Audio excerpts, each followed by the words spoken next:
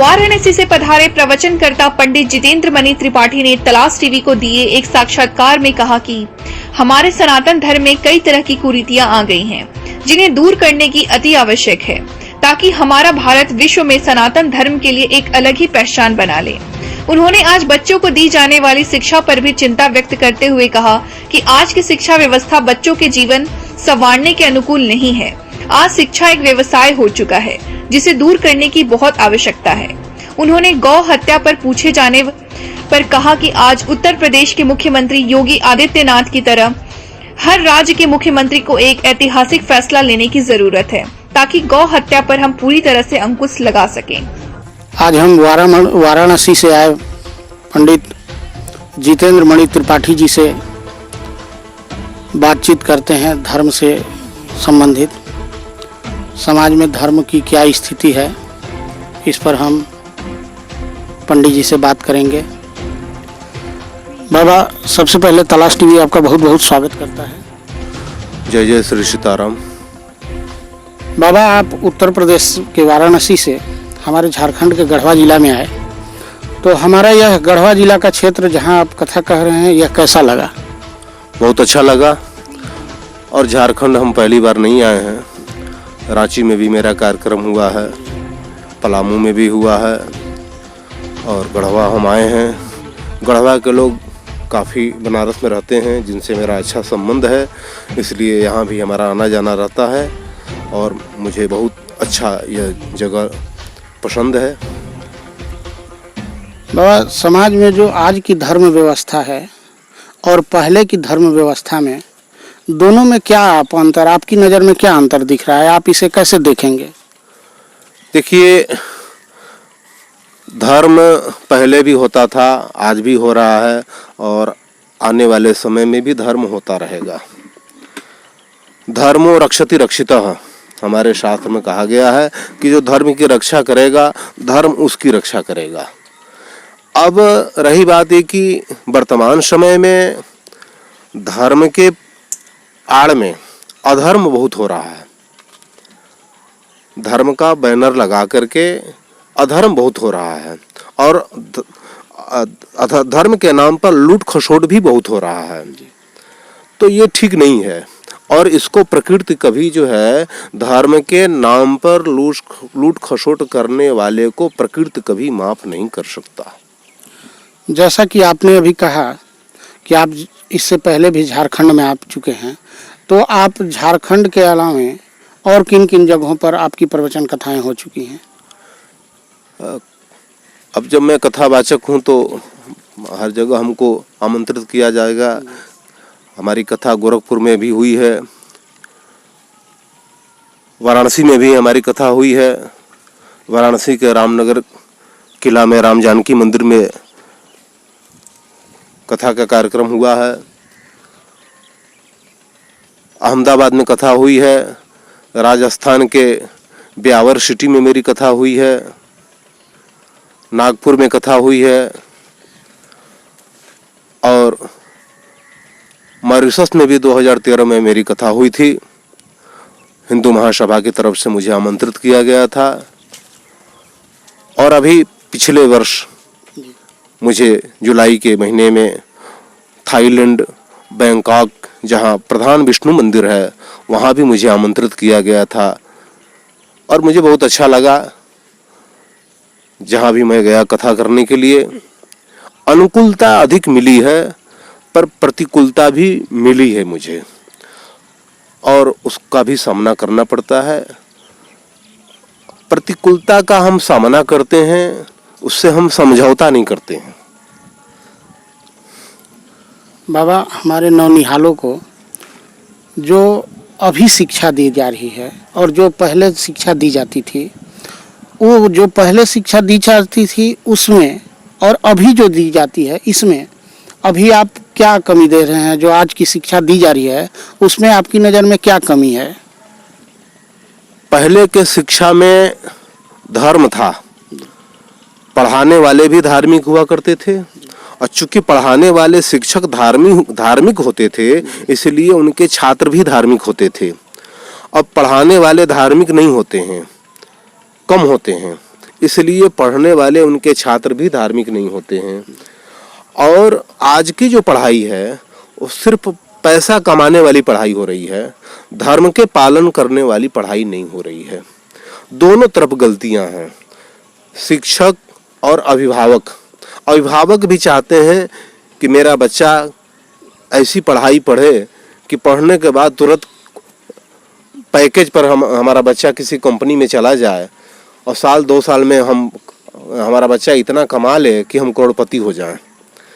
लेकिन कोई ये नहीं कहता कि मेरा बच्चा संस्कारी हो।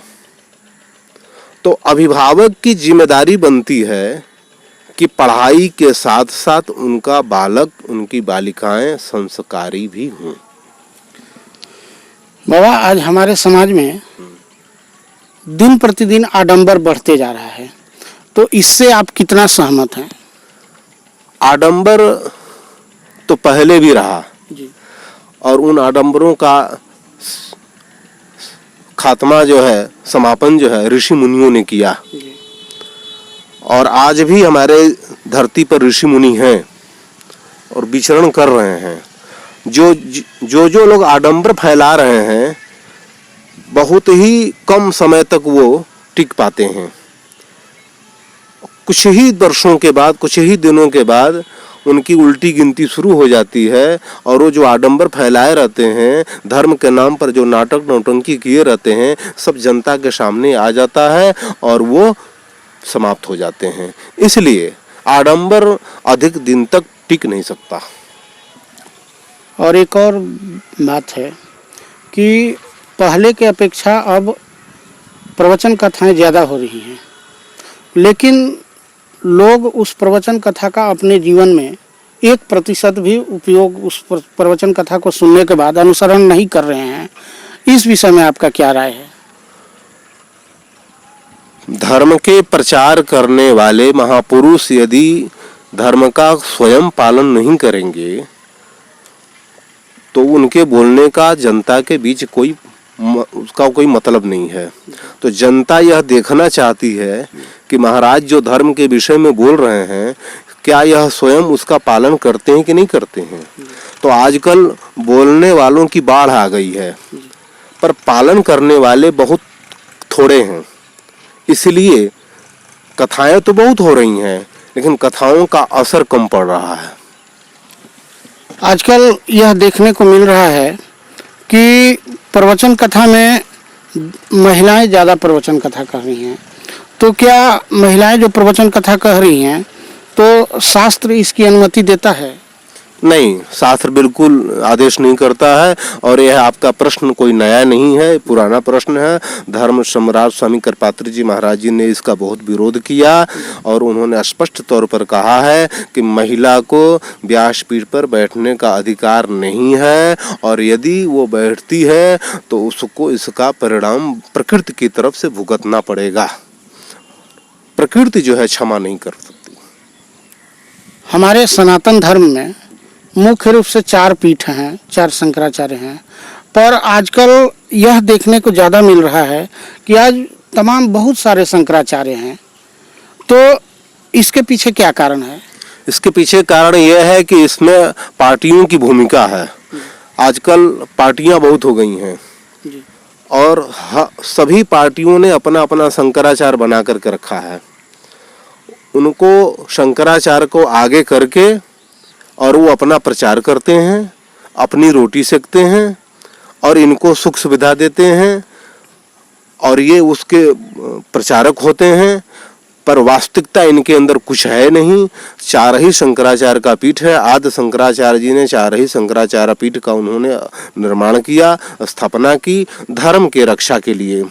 हमारे भारत में जब अंग्रेज शासक था, अंग्रेजी शासन में शंकराचार्यों का जो महत्व था, वो भारत के स्वतंत्र होने के बाद अब वो शंकराचार्य का महत्व रह नहीं गया है, क्योंकि यहीं के लोगों ने धूमिल किया है। अंग्रेजों ने तो यहाँ के शंकराचार्यों को बहुत सम्मान दिया, पर अब के लोग जो है न तो सम्मान दे रहे हैं और न तो अब धर्म के प्रचारक लोग धर्म का सही ढंग से प्रचार कर रहे हैं। इसका विरोध जिसको करना चाहिए वो लोग विरोध कर नहीं रहे हैं। शंकराचार्य हैं, महामंडलेश्वर हैं, जो प्रबुद्ध लोग हैं जिनको इसका विरोध करना चाहिए, वो लोग ही शंकराचार्य बनाते जा रहे हैं। इसके पीछे कारण है धन का संग्रह करना, धन कमाने के लिए। क्योंकि जिसको भी शंकराचार्य बनाया जाता है, शंकराचार्य के पीठ पर बैठाया जाता है, चाहे वो असली पीठ हो चाहे नकली पीठ हो, उसमें लाखों लाखों रुपया खर्च होता है। वो रुपया कहाँ से आता है? उसी रुपये के संग्रह के लिए, धन कमाने के लिए पार्टियों ने अपने अपने हिसाब से अपने अपने लिए शंकराचार्य बना रखा है, और ये अधिक दिन तक चलेगा नहीं। बाबा, जैसा हमारे पीछे गौ माता हैं, तो अभी हम लोग गौ हत्या पर कई तरह के कानून भी आ रहे हैं, प्रतिबंध भी लग गया है, तो गौ हत्या रोकने पर हम लोग कितना कामयाब हो रहे हैं? देखिए, आपने सुना होगा कुछ महीने पहले हमारे उत्तर प्रदेश के माननीय मुख्यमंत्री योगी आदित्यनाथ जी ने गौ हत्या पर उन्होंने कानून बना दिया है। जो गाय को प्रताड़ित करेगा उसको 7 साल की सज़ा, और जो गाय को मार देगा उसके लिए आजीवन कारावास, 5 लाख रुपया जुर्माना तक उन्होंने कानून बना दिया है। हमारा भरोसा है कि जितने हमारे भारत में जितने स्टेट हैं, जितने मुख्यमंत्री हैं, सभी मुख्यमंत्री अगर अपने अपने स्टेट में ऐसा कानून बना दें तो निश्चित ही गोहत्या भारत में बंद हो जाएगी। किसी की हिम्मत नहीं पड़ेगी कि जो गाय को छू दे गलत तरीके से, और पुनः हमारा भारत एक पवित्र देश हो जाएगा। वैसे पहले से भी हमारा भारत पवित्र है, लेकिन ये जो गो हत्याएं जो हो रही हैं, ये स्टेट के मुख्यमंत्री अगर चाह दें, योगी जी की तरह वो लोग भी अगर नियम कानून बना दें, तो शायद हमारे गौ माताओं का प्राण बच जाएगा। जय सिया राम। बाबा, आपने अपना बहुमूल्य समय हमें दिया। पूरी तलाश टीवी की टीम की ओर से आपका बहुत बहुत धन्यवाद।